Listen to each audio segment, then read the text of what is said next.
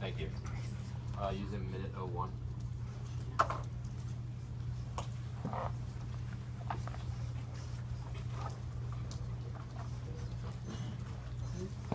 right, opponents ready? Oliver? Yep. And all three judges? Okay.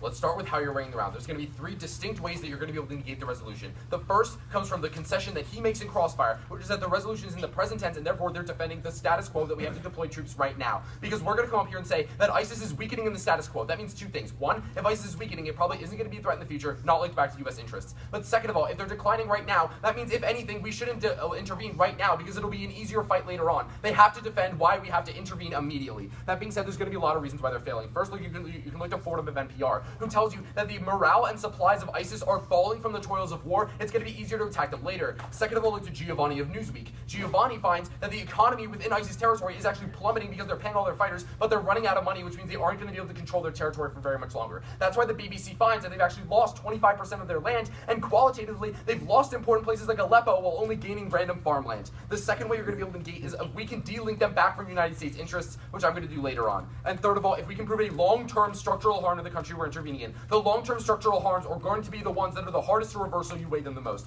Let's look to contention one support. They're basically talking about how we're going to cause the cause the Sunni tribes to fight back. First, you can look to Knights of Politico, who tells you that this is happening right now because ISIS is attacking the Sunni tribes with suicide attacks, so a lot of these tribes are now going back against ISIS. And Knight says that this is a reason why ISIS is falling apart right now. But second of all, they're not even topical. Their advocacy is all these, we help with coordination and everything. But the DoD defines a ground combat troop as somebody who goes in with a crew service weapon, goes after the enemy, and attempts to kill them. I don't think that falls under coordination. They're not topical, de-link them right there. But then they talk about how in the 2007 this worked really well against AQI. But ISIS is way stronger than AQI was. They have way more members. They don't prove solvency for the current scenario. But also there's going to be two reasons why we aren't actually going to be able to trigger this Sunni awakening for the aren't going to be able to actually convince them to deploy more troops. The first is that realize that we promised them stability when we did this in 2007, and we clearly failed. They don't have a reason to trust us. But second of all, Newsweek tells you that they specifically don't trust us because they see us as cooperating with Iran right now. So next, realize that they also don't tell you why troops are actually the bright line into actually getting the Sunnis to cooperate with us, so they don't even make the link necessary for them to actually gain the impact.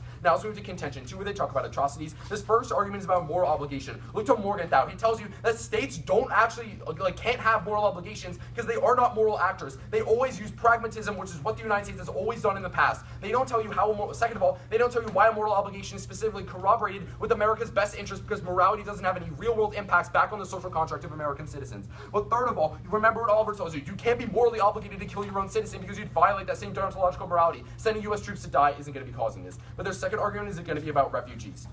Now first, they link this all back to an increase in transnational terrorism. First of all, transnational terrorism does not mean attacks on U.S. homeland. So they never actually tell you that there's actually going to be any impact on the United States. But second of all, let's think about this logically. If ISIS is committing atrocities right now against these people and displacing them, they're going to be retaliating, if anything, against ISIS. There is no reason for them to attack the United States if we're not even causing what's causing them to be displaced in the first place. The only thing that will actually cause them to attack us is if we're the ones causing the violence that makes them displaced because we intervene. That being said, realize that the internal link on this entire contention is stability. If we can prove to you that ISIS retaliation is going to outweigh, you're going to negate. First, look to Choi of the University of Illinois that finds that a pro-government intervention with troops increases the amount of suicide bombings by 347%. Second, New Mayor of the London School of Economics finds that a standard deviation in troops increases terrorism by 24%. Leol of the International Organization Foundation studied 286 insurgencies and found that troops decrease the chance of success by 59%. And Regan of the World Bank finds that an intervention increases the chance that the conflict goes on for 4 years by 23%. Finally, their solvency at the bottom is about how they say that the troops will solve in weeks. The problem here is that that's predicated on the falsehood that troop power is what determines their effectiveness. But if you look to Masi, we give you on her case, she tells you that the main part that you need is legitimacy, not that. Second of all, David Sobek at the University of Copenhagen finds that military capability doesn't defeat insurgencies because they don't help legitimacy.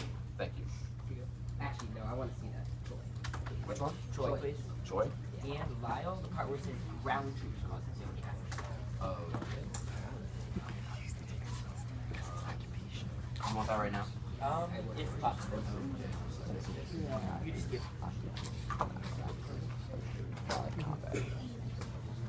good. It's good.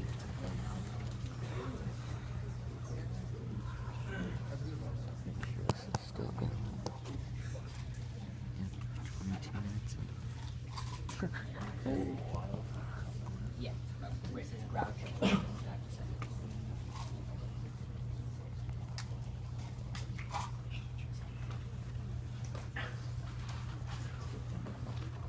you go. So, which one is this? You use the cards. Oh, they have the names. Yeah. It's choice. First one's choice, second one's wild. 30 prep nouns.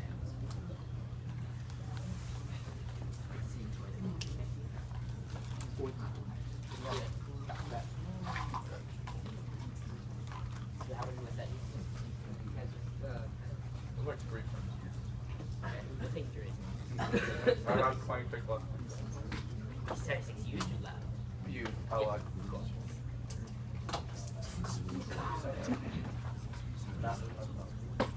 So you guys ready? Yep. Well, you ready?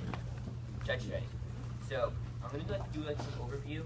I think it makes more sense to put it on my side of the flow, but they have like a minute long of overview, so I'm not sure if this room. So I guess you can put it on their side too. Whatever works. My opponents are fond of reading a lot of cards saying that terrorism increases after the United States intervenes. The problem with all those things like Choi, Neumeyer, Lyle, Reagan, their entire card dump. The problem with every single piece of those is they're all victim to selection bias.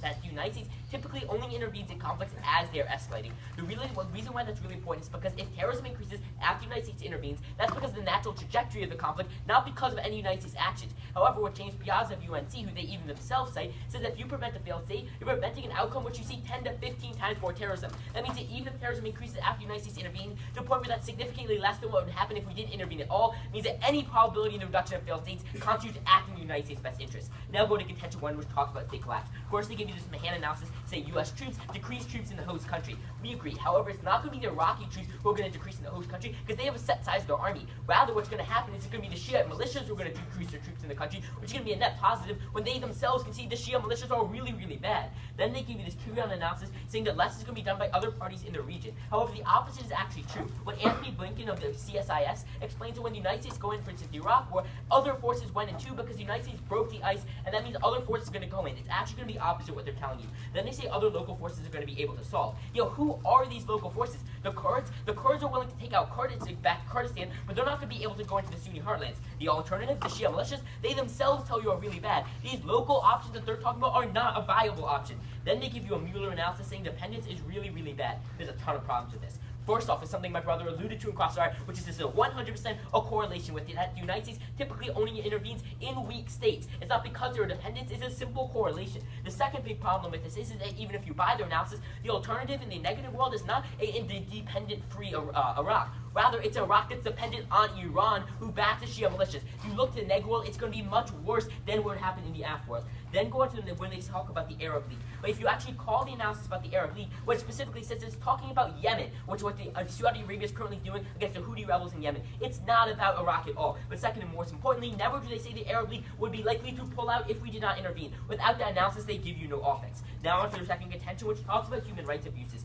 First, they talk about how we're turning a blind eye to these militias. The first big problem with it is just look what the alternative is in the status quo. We are actively in the status quo turning a blind eye to the militias. If that's it, as a result, their impact should be non-unique. But if anything, it's actually going to be offense to our side. Because what Peter Norland in the New York Times explains is that right now already we have some leverage over the Shia militias because we're sending forces into the area. In fact, we called them out of Ramadi, which is the capital of Anbar. However, that leverage is going to increase a lot more, according to Slate, if we send ground troops in the region. So if anything, we depower these Shia militias that are so bad as they're saying. Then they give you this analysis talk about collective punishment. But keep in mind, this analysis is based 100% on the Iraq War. We are not advocating for an Iraqi invasion, nor is that likely again because of what we've taken. As but most importantly, when they tell you the collective punishment, they give you the example of Fallujah, where we bombed Fallujah. Keep in mind, again, we're not going to be mass bombing cities, but even if you don't buy that, remember, that's airstrikes that we're doing in the status quo, so the alternative doesn't solve. Then they give you this analysis that talks about how we're going to be losing soft power. One, they give you no quantification how much soft power is going to be derailed, what projects are going to be derailed. Without that, there's no way for you to weigh this argument.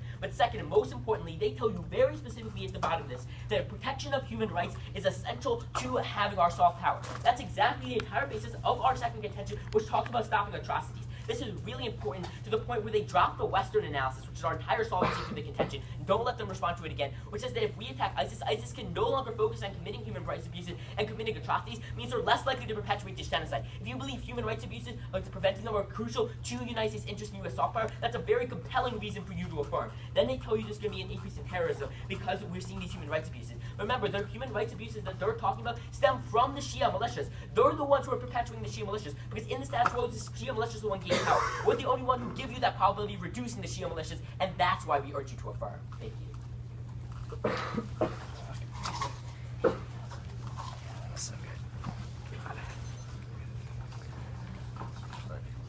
You got first question? Yes. Okay. All three judges ready? Okay. So you talk about how like the alternative to sending our troops to like turn a blind eye on the ground is to like just never intervene, and then you say, why is that also like turning a blind eye? I'd say that the alternative is the status quo. No, yeah, but here's the thing. What we're saying is that we're not talking about the status quo. This is really important. What we're saying is what happened in Amerili was U.S. troops went in with Iraqi troops. The Iraqi troops like hung people from cell phone towers, and the Americans just stood by. Amerili, yes. When? Last summer. The United States had ground troops in Iraq last summer. We had like U.S. People have combat 20 advisors with them, and they didn't do anything. But this is the important thing, right? If we are never, can I just please explain this? If we are never deployed, then they will just like blame the militias. Wait, but if we are deployed and we just sit by and let it happen, then they would blame us, right? Two problems. One, as we give you from the Northern analysis, we aren't just sitting by and doing it. That's what specifically we've already shown our intention to rein them in. But second, and most importantly, let's just look what's happening in Iraq right now. What's happening in the negative world, are we doing anything to stop the Shia militias? Right now, the Shia militias? Yes. You yourself said we just like check them back. No, in the status quo, was like in your advocacy, are we able to stop the Shia militias? Not necessarily. Why does Okay. that matter? Because when when you're telling us there's all these harms of the Shia militias, and your side is letting the Shia militias perpetuate their abuses, that's not going to be a good thing. Yeah, no, but the difference is we tell you that we only inspire more retaliation when we I intervene. understand your position. For Do you instance, mind if I ask you a wait, question, this though? is really important. What would the Shia militias do if we intervene? What they would do is their gains would be checked. How about this? Because Like, the whoa, reason what about why what have they said they will do? what they said will they What do? have they said they will do? Nothing. No, they said they'll attack the United Yeah, States. I'm aware. Yes. Yes? They did that, and then they backed off of it. So I guess that cancels that. Wait, because the head of a 500,000-man Shia militia said, I will attack the United States if they enter the country. I'm very aware of what al-Sadr said, and it was, quote, when you actually look at the analysis about it, he backs off, and it's just an idle boast. Okay, I would like to see that evidence. Because, in Sure. fact, if you look to the last war in Iraq, they did fight us. Yes, and what the